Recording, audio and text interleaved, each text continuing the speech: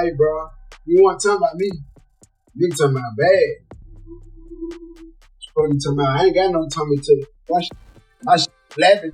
Finesse, you said something like these rappers getting, what did you say, bodies? Something about a tummy to it. Yeah, he most definitely, I think he most definitely do a shot.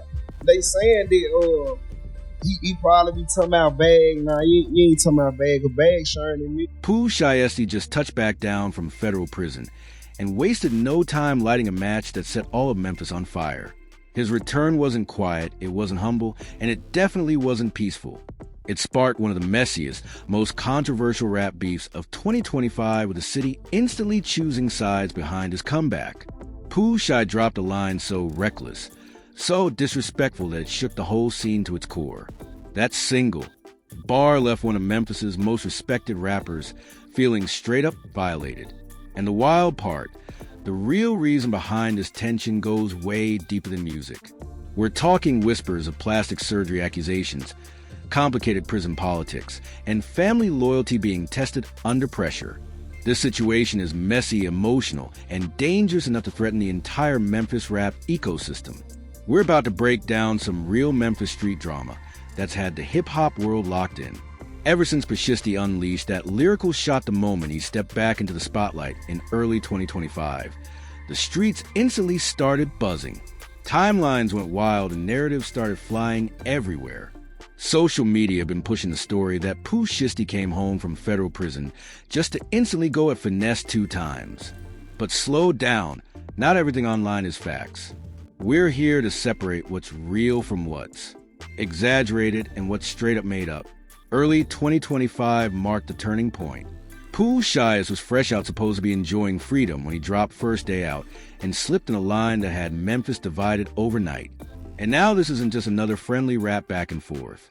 This situation dives straight into real street politics, deep family ties, and heavy allegations that could ruin reputations and shut careers down for good. And this is where things turn. Extra spicy. No exaggeration. So, peep this.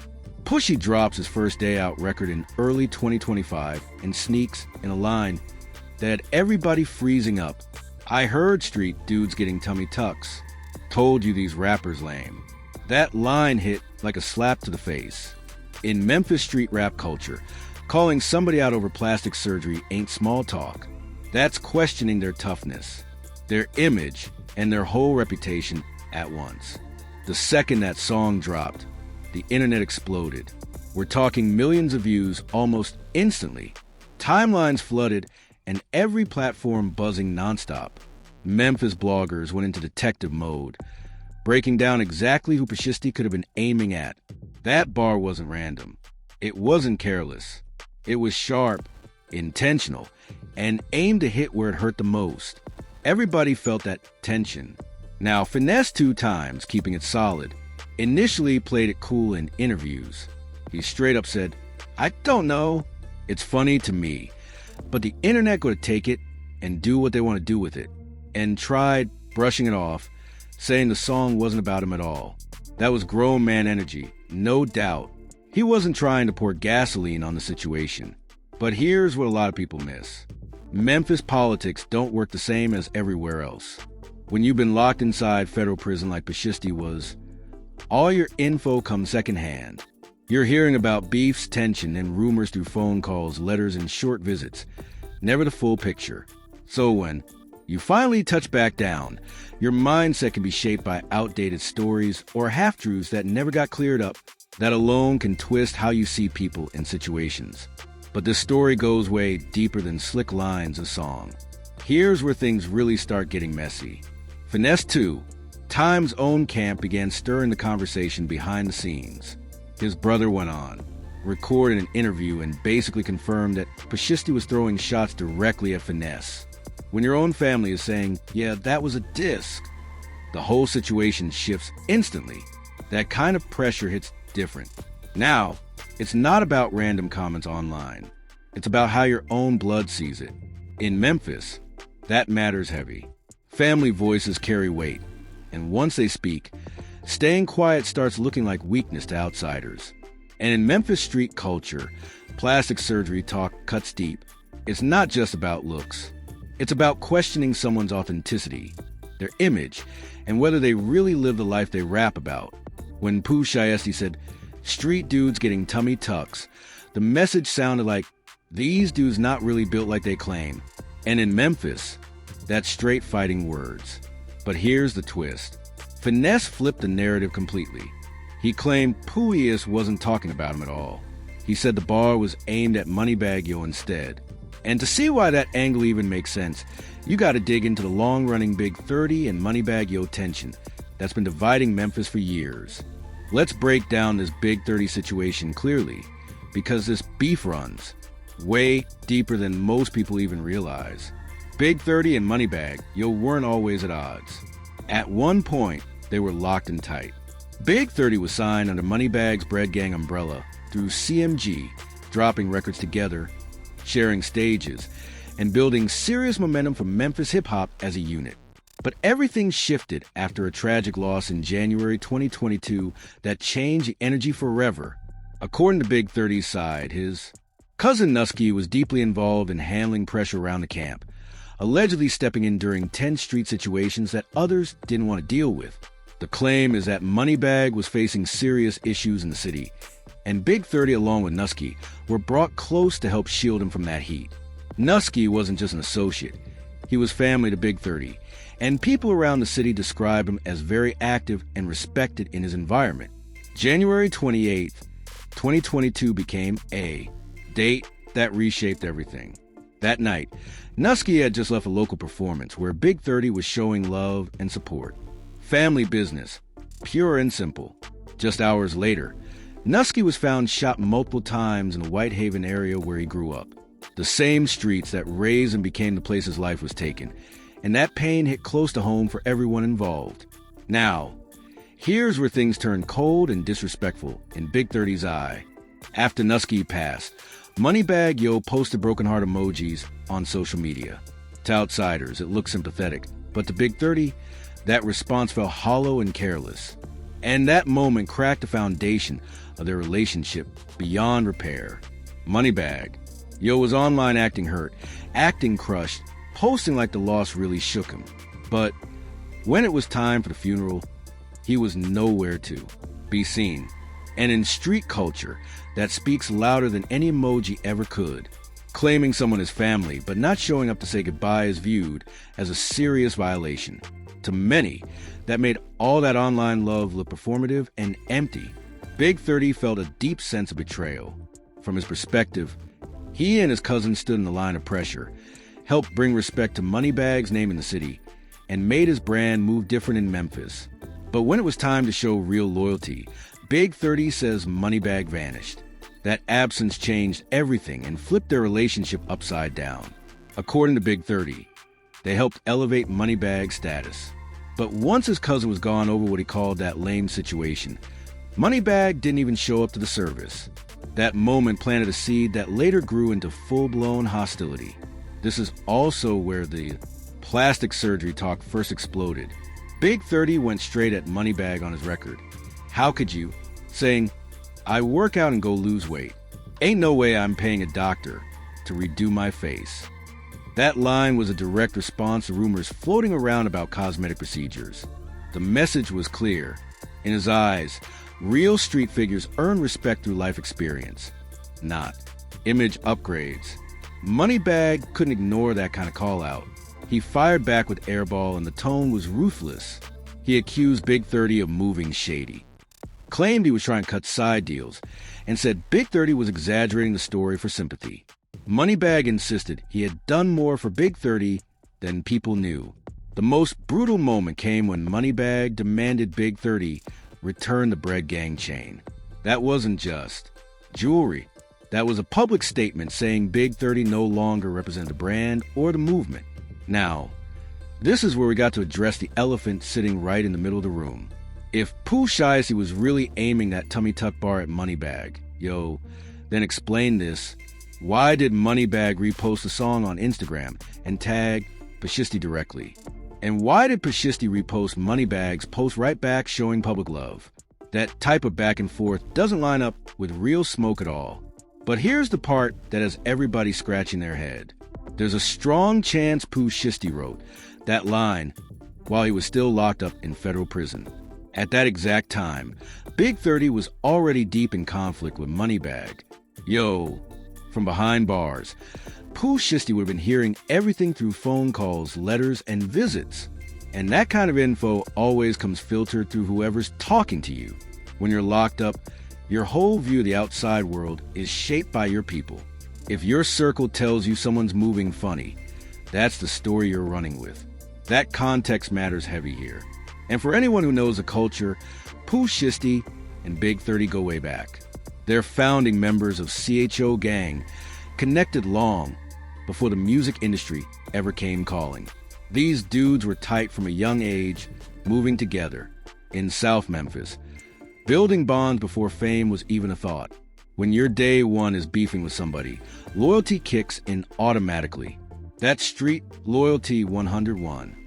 It doesn't stop just because you're behind bars or in a different situation. Show Gang wasn't just a rap label or a music clique. It was a real-life brotherhood built on shared history and survival. Pooh, Shiesty, Big 30, Lil Hank, and others built a serious reputation in South Memphis. And those ties don't disappear overnight. That loyalty explains a lot more than people want to admit. So when Big 30 Foot disrespected by Moneybagg Yo, that tension didn't stop with just one person. It spilled over to the whole circle, including Pooh Shiesty. In those environments, disrespect toward one member is seen as disrespect toward everybody connected. That's just how crews move in Memphis. No shortcuts. Now, Finesse2Tymes has actually been consistent and calm through all this, and that deserves credit. In interviews, he's openly said he rocks with Push's music and respects him as an artist. He even admitted, "I made a song when I was in my feelings, but I don't feel no type of way now." It was funny. Finesse. He was saying something like these rappers getting a, body something about a tummy tuck. Yeah. I think he most definitely threw a shot. They saying that he probably be talking about bag, and you ain't talking about bag of bags sharing in music. That's grown man energy for Real, showing he's not trying to turn tension into chaos. But here's where everything shifted hard. His brother stepping in and doing that interview changed the entire temperature. Once family members start saying, "Yeah, that bar was aimed at you," the situation becomes way heavier. At that point, it's not just internet chatter, it's blood speaking. When your own people confirm you got dissed, it puts you in a tight spot. Now it's about respect, image, and how you're seen in the streets. The pressure to respond doesn't come from strangers. It comes from your own circle asking, "So what's the move?" From what's being whispered, this situation could swing multiple ways. Pushy could have been talking about Finesse, could have been talking about Moneybagg, or could have been throwing a wide net at both. That's the danger of subliminal lines. They spark confusion, speculation, and unnecessary tension. And another major detail people overlook. Pushiest just came home from federal prison. When you're on federal supervision, every move matters, every word counts, and things can't go left without serious consequences. You can't just be out here sparking beef and shaking tables when the feds are watching every step you take. When you're fresh home and under supervision, every move is magnified. So it's very possible that bar wasn't meant to kick off a war at all. It might have just been Pooh Shiesty speaking on how he feels about the culture in general, not aiming at one specific person. Now, let's talk industry reality for a second. Finesse2Tymes is already solidified. He's built his own label, his own movement, and he's respected all across the South. Hushiest, on the other hand, is in rebuild mode after being locked up trying to get his momentum back the right way. Truth is, neither one of them actually needs this kind of drama. But the streets don't always care about what makes business sense. And if you don't really understand Memphis street culture, this part matters heavy. Memphis is a small city. Everybody knows everybody. And word travels fast. When you diss one person, it doesn't stop there. It touches their crew, their people, their family, and their reputation all at once. The city has already lost too much talent to beef and street politics. So, situations like this are always dangerous territory. That's why folks take subliminals so serious around here. And when it comes to cosmetic surgery, that topic hits a nerve in street culture. It's often seen as going against the code. In those environments, scars are viewed as proof of experience, not something to erase. When people start talking about tummy tucks or face work, others question authenticity and whether someone still stands on the same principles they came up on. It's all about image, respect, and staying true to where you're from. Another key thing people often miss is how time in prison changes your perspective. When you're locked up for years, all the information you get is secondhand through letters, phone calls, or visits. By the time you get back out, your understanding of beefs or situations might already be outdated or missing pieces. That means Pooh Shiesty could have been responding to old drama that had already cooled off in Memphis. In street culture, loyalty usually trumps business. Even if there's money to be made, if someone disrespected your people, that business relationship doesn't stand a chance.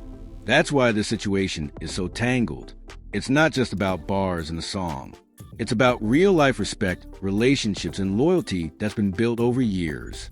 Social media also flips the game on these situations. Back in the day, disputes stayed in the streets and were handled personally.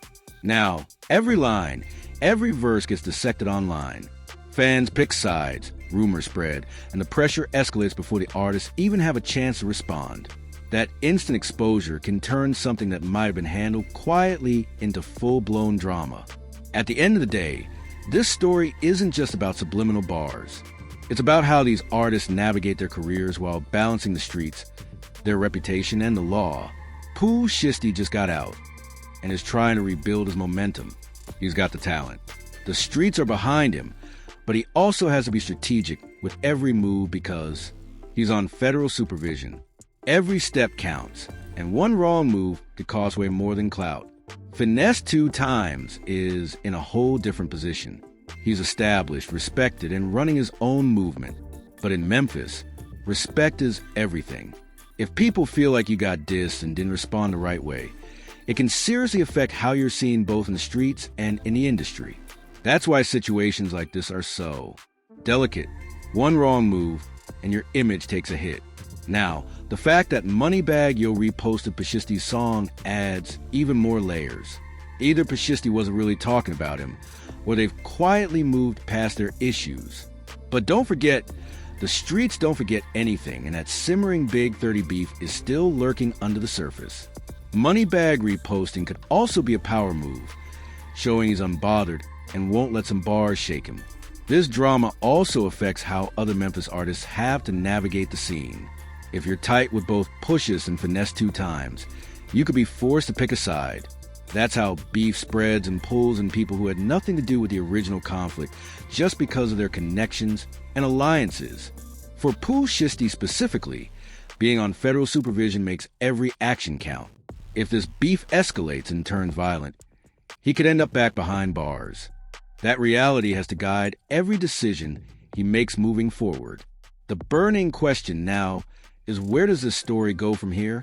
With so many layers, loyalty, respect, and street politics, every move could change the game for everyone involved.